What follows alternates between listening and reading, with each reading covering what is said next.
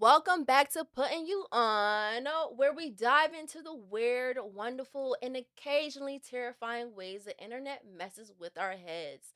Today's topic is dating apps, or as I like to call them, gamified heartbreak simulators. And if you ever stared at your phone wondering whether to swipe left on Jake's 6 foot, if that matters, or even Sophia who loves hiking but has never seen a mountain, congratulations!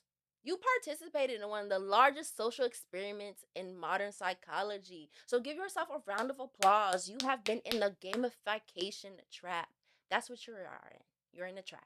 And you need to get out. And I want everyone to be free of dating apps. As someone that has been on dating apps and that has dealt with dating apps in college, a year ago, and around COVID-19. So, yeah, I've been through it all. I've seen it all. I like to call dating apps the gamification trap. So here's the deal, dating apps aren't really about love, they're about engagement. These apps use the same variable ratio reinforcement schedule as slot machines. That's a term for you never know what you win or how you win, so you keep pulling the lever. Except the lever is your thumb, and the jackpot is a person named Chris who says, let's vibe. And Chris, whoever Chris is, does not want to vibe. Psychologically, this taps into the dopamine reward loop, the same mechanism that keeps gamblers glued to slot machines or people refreshing Instagram likes. The same reason why you might go to Snapchat to see who is just posted, or the same reason why you might go on TikTok to see who posted there too. Every match gives you a micro hit of validation. It basically is an emotional whiplash disguised as romance. So, yeah, you're not dating, you're gambling with your self esteem. So, you're welcome. But let's get into the paradox of choice. Here's the next cyber psychology buzzword that I love because we use it a lot: choice overload. We humans suck at making choices. When there are too many options, we turn into lunatics. We don't know what to do. On apps, you've got thousands of faces, bios, and even dog pics. I don't know why people put their dog pics online. I don't know why they put it on dating apps. I think that's kind of weird though. Like, I'm not gonna lie. And it's kind of like that Black Friday for affection. Now, it's a man named Barry that talked about paradox of choice. And paradox of choice says more options don't make us happier. They make us anxious, regretful, and less satisfied. You start wondering, what if there's someone slightly better than the person I'm talking to now? Spoiler alert! Spoiler alert! Spoiler alert! That thought never goes away. It will never go away if you're on dating apps. You will always try to find an itch for somebody. Dating apps train your brain to treat people like interchangeable consumer products, like a new wig or a new pair of Jordans or a new pair of Balenciagas. We're not swiping for love. We're looking for comparison and shopping for validation. So it gives us that illusion of intimacy. So let's talk about parasocial intimacy, right? When you text someone for weeks, your brain starts thinking, we're bonding. I'm in love. He likes me. But you're not bonding. I had to learn the hard way. You're performing intimacy through curated text, selfies, and emojis. And that's just not real. You don't know how they smell. You don't know how they react when the Wi Fi drops, or whether they chew like a raccoon in a chip bag. You don't know. Apps encourage digital projection.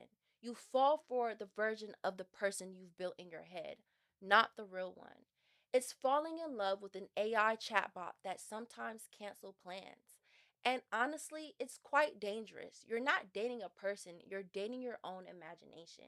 And that is the problem that we are getting into. It's a safety myth. Let's get serious for a second though, guys. Dating apps also create false sense of safety. People assume that because someone's profile is linked to a photo or a Spotify playlist that they're real, or even if it's linked to your Instagram. And nowadays we have, AI people, you know, and these AI people are people that get on they get on the internet, they make these fake looking characters, and people fall for them all the time. One of my ex, a year ago from today, he decided it was okay for him to put googly eyes underneath a AI character. It was very weird, and I had to break up with him. May he rest in peace. But no, not rest in peace, but I'm glad he's out of here. But welcome to the catfishing of things, romance, scams, and digital deception.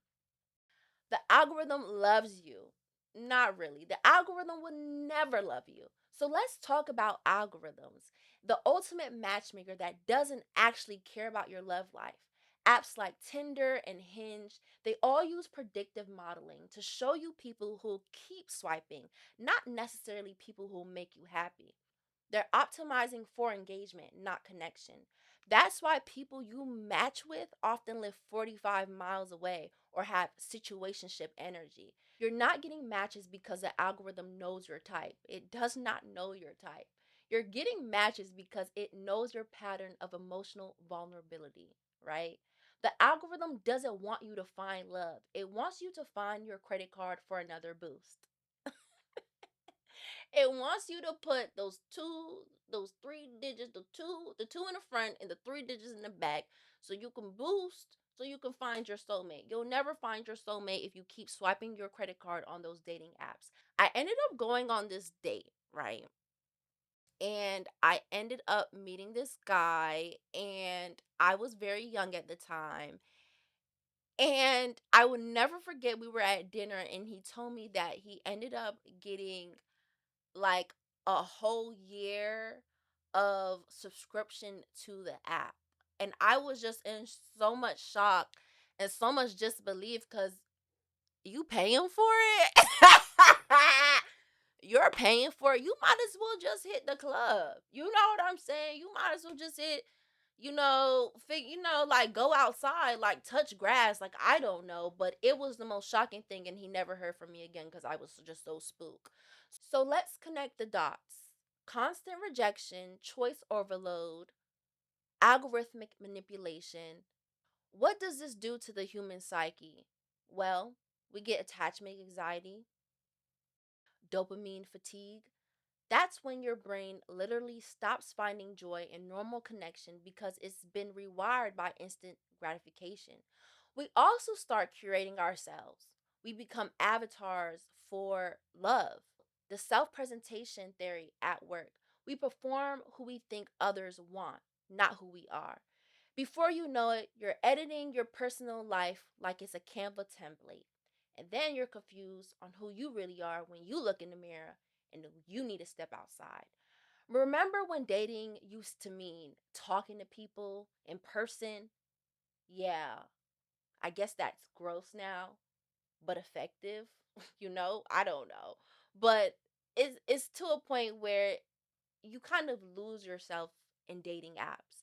And I do want to let the young girls out there, especially the girls in college, and you guys move thousands of miles away from your homes and things of that nature. You don't need to get on those dating apps to feel love.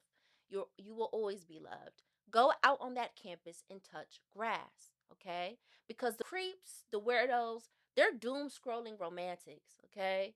I'm not saying you should delete every app right now. I'm not saying that. Unless you want to, in which case I support your rebellion. I support it. But cyber psychology teaches us one thing: awareness is power. If you do use dating apps, use them with some type of understanding of what you're getting into. Know that your brain is being gamified, that rush of a match is just dopamine, not destiny. And if you start feeling burnt out, remember you're not broken. The system is. So maybe instead of swiping, go outside, touch a little bit of grass, Or wild idea, talk to a human in real life. They might not have a dog filter or the cute filters that they have on Instagram and Twitter and all these types of apps, but at least they're not an algorithm. That's it for today's episode of Putting You On. If you like this episode, don't forget to rate, review, and tell your therapist. They'll probably agree with everything I just said. Until next time, stay curious, stay kind, and for the love of cyberpsychology, stop swiping at 2 a.m. Girl, get a grip.